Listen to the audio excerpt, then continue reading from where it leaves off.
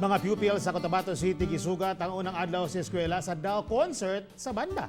Samtang covered court sa Kidapawan City National High School, gihimong temporary classrooms. Ano ang report?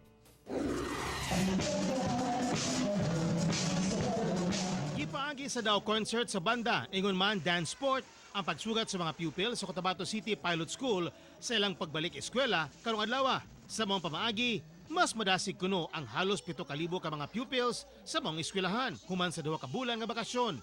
Hinoon luyos paningkamot sa mga teacher nga pukaw ng mga bata, doon naghihapon pipila nga daw gadamgo pa. Samtang doon na sa mga pupil nga nakasinati og separation anxiety sila mga ginikanan.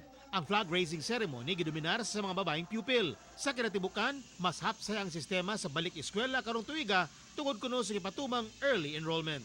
Sa Kidapawan City, temporaryong gigamit isip classroom ang covered court sa Kidapawan City National High School.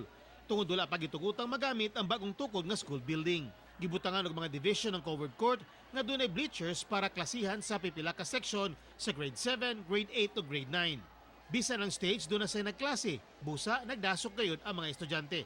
Hinoon mipasalig ang principal nga sa dili madugay makabali na ang mga estudyante sa bagong 4-story school building.